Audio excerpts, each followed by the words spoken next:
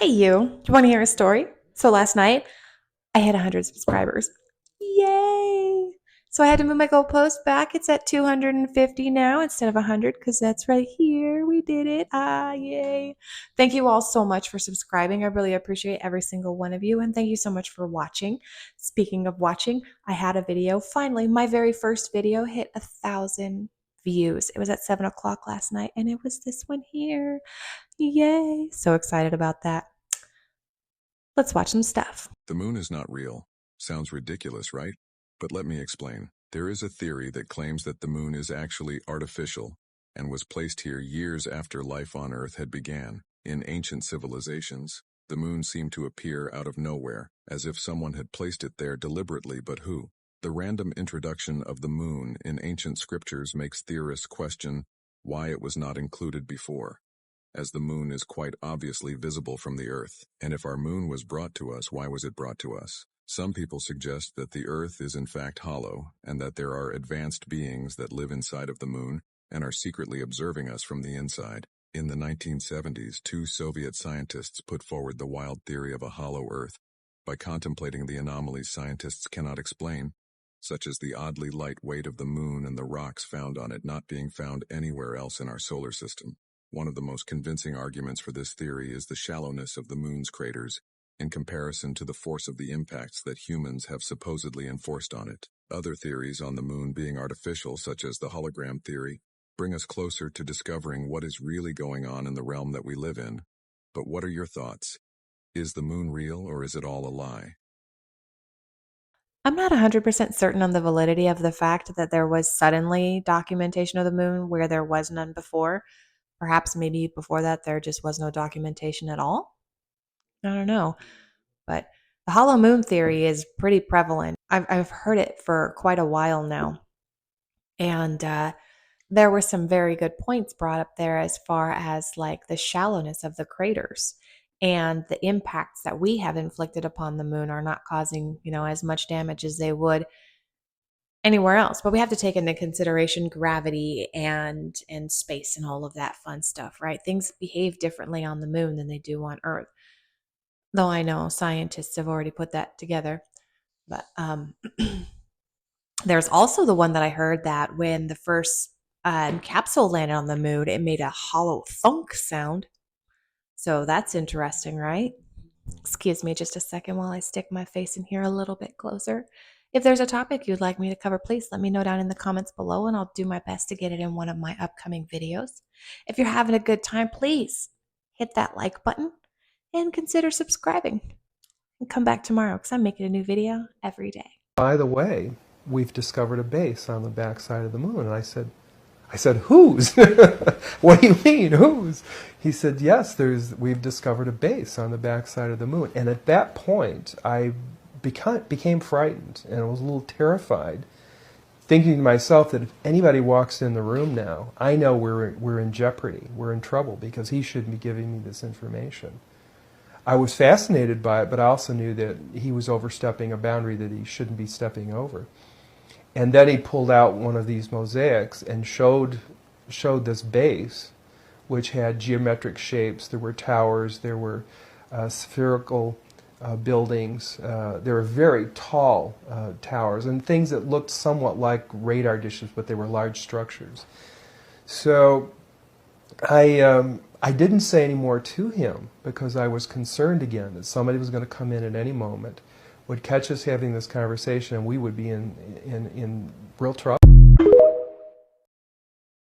So I tried looking up Carl Wolf, and there's a lot of Carl Wolves that come up, but I don't know which one is him. I'm not seeing any images of him. So did this guy just disappear? Does anybody know who he is, if he's okay, or if whoever he was talking to is okay? Because people who talk about things like that are in prominent positions tend to disappear. So, yeah. But yeah, alien bases on the moon. I believe it. Yep. That's why they need to put the trains up there so that we can travel from alien base to alien base. Imagine being part of an unethical human experiment during the 1940s. Unit 731 was a Japanese military program meant to develop and test biological warfare programs during World War II. Formal documentation lists their formal inception as January 1, 1945, but the unit had been operating since the mid-1930s. It's believed that General Shiro Ishii developed and pushed for developing biological warfare because of the motion to forbid it. The goals of the experiment were supposedly to see what the human body could withstand, especially in terms of disease, hunger, and thirst. Unit 731 took primarily Chinese prisoners, prisoners of war, and civilians in Harbin, China to use as live human test subjects for experiments. The justification for the actions of Unit 731 had been based in racism and imperialism, seeing other races, particularly Chinese and Korean people, as inferior, and a desire to wipe out these populations to then seize the land for the Japanese Empire. During these experiments, no one was truly safe. Women, pregnant women, children, and even infants were tested on. According to the New York Times, an anonymous man who worked in Unit 731 detailed examples of the horrifying experiments, including infecting prisoners with the bubonic plague, then cutting them open from chest to stomach, completely awake and without anesthesia, to see how the disease affected the body, and locking people inside of pressure chambers to see what the human body could withstand. At the end of World War II, Unit 731 was finally disbanded when General Shiro Ishii ordered the practitioners to secrecy and then called for headquarters to be destroyed. Some believe this group may have been responsible for more than 300,000 deaths, although some estimates are lower. Part of what makes these estimations vary so greatly is the use of field testing. It's impossible to know how many people were infected with disease from these tactics and how many of those infected that died. Yet another absolutely awful human testing story. I try not to find these, but they pop up and I have to share them. They're horrible. They're absolutely awful. But you got to think, what kind of science did we get out of that stuff? I mean, silver lining, I guess. There's no silver lining there. That's just disgusting. That's awful. In August of 1987, a series of raids by the Victorian and Australian Federal Police were conducted on properties in the areas of the Dandenong Ranges on the outskirts of Melbourne, and further north in the state at a property at Lake Eildon. The wooden lodge was located on a 5-acre lakeside property known as Kai Lama, surrounded by big trees and a barbed wire fence. The property belonged to a notorious cult leader, Anne Hamilton Byrne, who the Victorian and Federal Police had been investigating for some time. On that day, the police rescued 6 children who had been taken by the New Age sect, now known as the Family.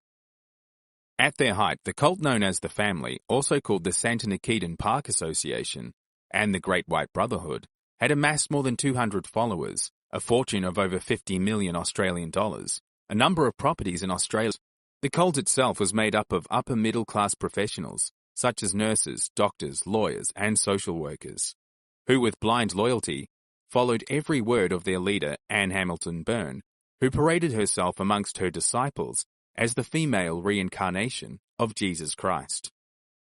The group's beliefs were an eclectic mixture of Christianity and Eastern religious teachings, with a high emphasis on the apocalypse, brought about by natural disasters and a nuclear holocaust.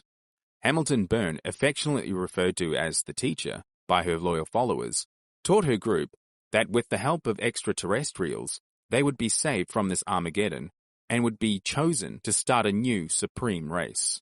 One of her most devoted believers was Dr. Rayner Johnson, an English-born physicist who was a master of Queen's College at Melbourne's University. So I did a little digging, of course. And since she thought she was the female reincarnation of Jesus Christ, but she was also using heavy amounts of hallucinogens, and so were all of her followers, her worshipers.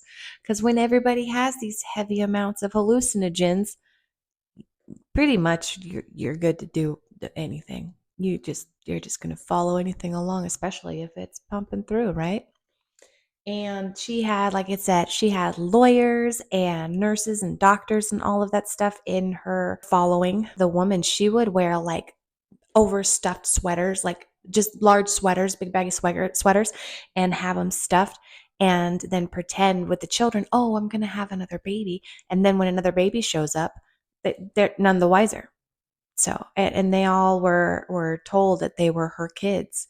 Look like some Children of the Corn stuff going on there. The Craziest Human Experiments, Part 5. From 1913 to 1951, eugenicist Leo Stanley was chief surgeon at San Quentin State Prison. He believed that the effects of aging and decreased hormones contributed to criminality. He began transplanting the family jewels of younger men to older men to restore their masculinity. He first began by using the ones from executed prisoners, but supply ran short. He then switched to directly implanting the jewels from deers and goats right onto patients. And when that had complications, he began to grind them up into a paste and inject them directly into the abdomens of prisoners.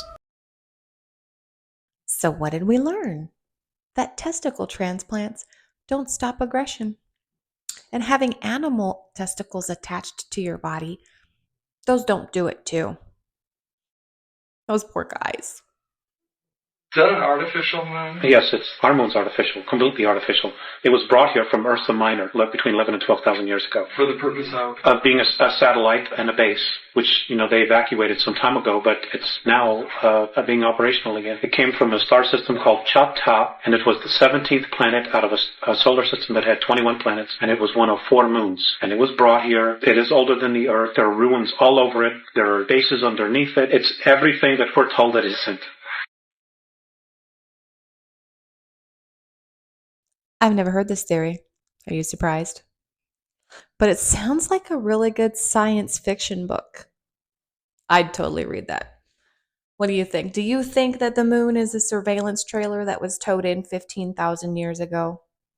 15,000. It's a little longer than the Younger Dryas, right? Maybe the moon coming into orbit is what caused the Younger Dryas. I never thought of that. That's an interesting thing. Huh. On that note, I'm done for today. And I want to thank you again so much for helping me get to that 100 subscribers. And I couldn't be more thankful. And I look forward to making many more videos for you. And thank you so much for your time. I really appreciate you. And I hope to see you tomorrow. So have a wonderful day.